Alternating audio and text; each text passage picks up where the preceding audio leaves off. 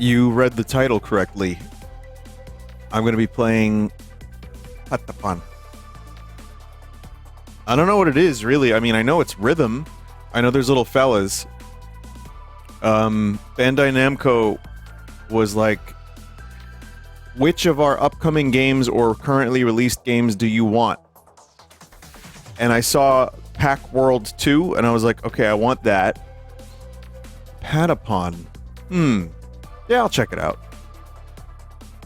You didn't say Elden Ring 2? I don't know if it's real.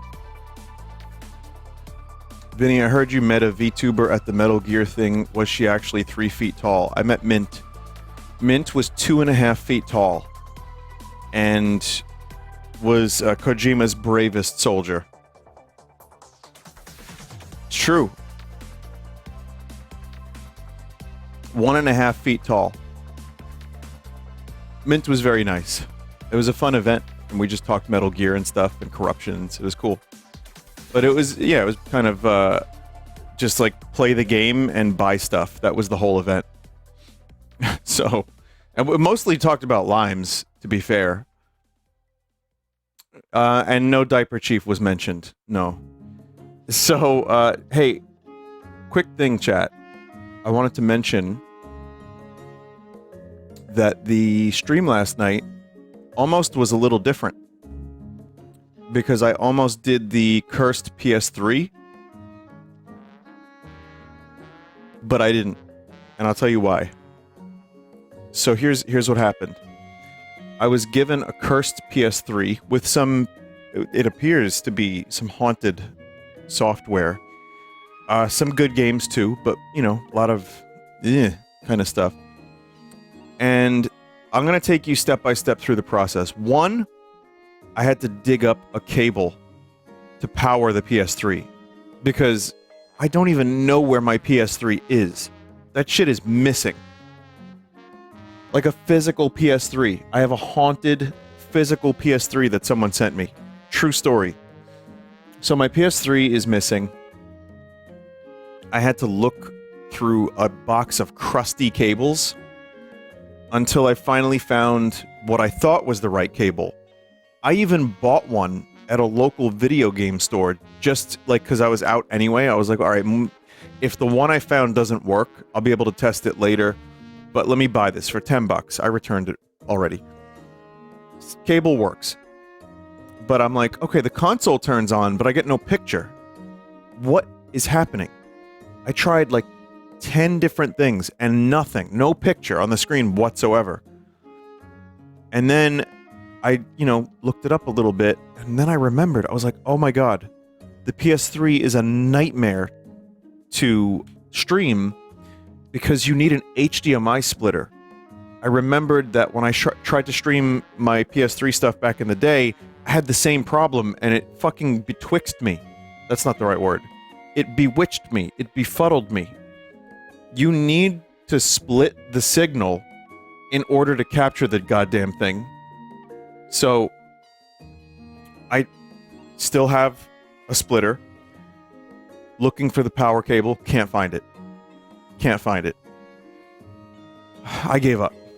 Found another HDMI splitter I had that was older and crustier. Found what I thought was the correct cable. Power cable. Power device. And it was. Okay. So I finally get it working. It works. So, on the screen and on the capture device, PS3. Great. One problem. No PS3 controller. I plug in the 8-bit DOE. It works. One problem. Home button doesn't work. So, I Bluetooth pair the PS4 controller. It works. After a while. One problem. Still no home button. So I'm like, alright, whatever, I'm just going to test the games. It's a good thing I did. I only tested 2 games, but both of them had controller issues. The R2 and L2 buttons didn't work properly. So, I looked it up, and you need something that's dedicated to being a PS3 controller. So I couldn't use my 8-bit DOE, which worked mostly okay, but like a game that requires like the analog triggers, no bueno. It's insane. It's actually insane. I mean, I know the thing is haunted. Got to get a DualShock 3. So here's the funny thing. I have a DualShock 3. Can't find it. Looked fucking everywhere.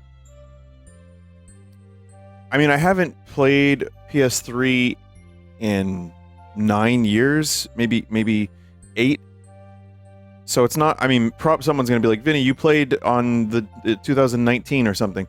It's been a while. It's been at least 6 years or so. So,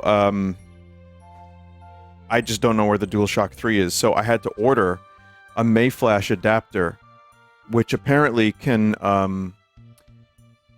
you can use the, DualShock 4, what is it called? The PS4 controller, whatever. It's a really, you know what? The console itself is extremely frustrating. Even from a developer standpoint, this thing is like apparently a nightmare, and a lot of the games that are on there are locked to it because of the cell processor.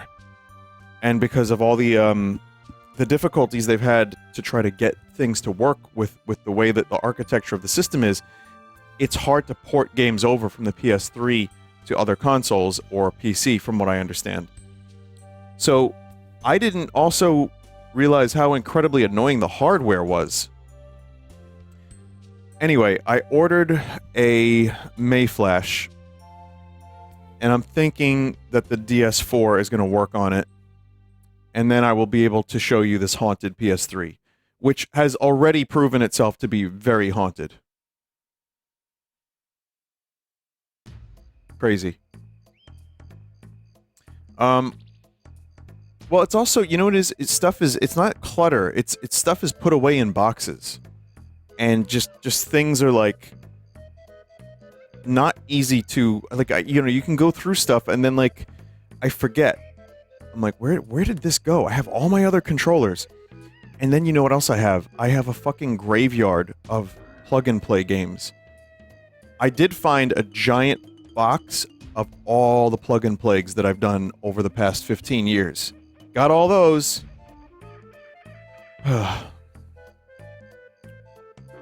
Anyway, wanted to mention a quick thing about corruptions again, and I might mention this somewhere else.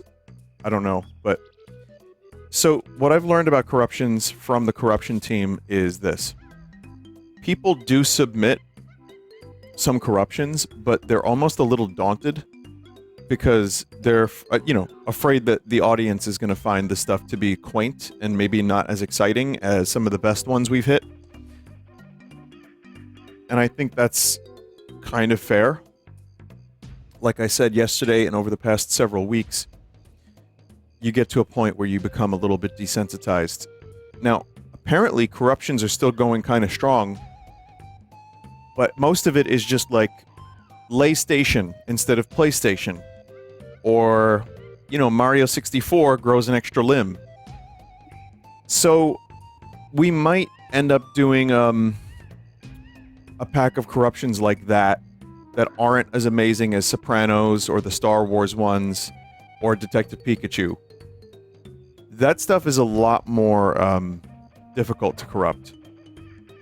So, we might still do kind of a very basic, not even that basic, but just more like stuff that is not as on the same level, which is a very fucking high ceiling. For those that do make corruptions and you're wondering what even to corrupt, it takes a long time. I learned how to do it, and yes, you do have to kind of have good comedic timing and know when to, you corrupt one part of it, and then you see if you can corrupt another part, and then you can layer them, and you can time them, and you can create some of the most funny shit, but it is a very, very, very long process. But I found that the stuff that's probably funniest involves, character models that look like real people, if you know what I mean. Like the Sopranos game, or that Def Jam game. where the character models are going for some level of realism, that is usually pretty funny. So, yeah, I mean, even stupid music is pretty good. Like, just funny music. There's nothing wrong with that. Too bad most of my Corruptomancer skills are mostly for NES, SNES, and Game Boy, says a chat member. If you got good ones, submit them to the RTC Discord. I think it's still worth doing. I think a classic corruption pack, like taking time away from corruptions for a while, and then going back to the basics, with like really, really solid SNES, N64, PS1 corruptions, that would be great. So I'm down for that, and I think some people might be like, well, this isn't as good as Sopranos, but not much will be. So I think, yeah, let's just kind of see what happens, and we'll take a little bit of a break from corruptions, and we'll come back to it, and it'll be a little bit of a simpler thing.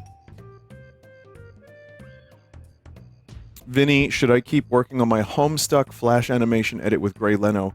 I have most of the assets replaced. So that's going to be a 1-week ban. Vinny, do you have any plans to do another Wheel of the Weird? I have a lot of Wheel of the Weird material, yes. And I also, maybe next week, want to do that Choose Your Own Adventure thing that we did with the weird child who went into the jet engine.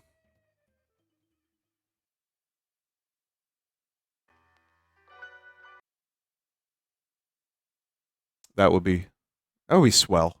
I think that would be great.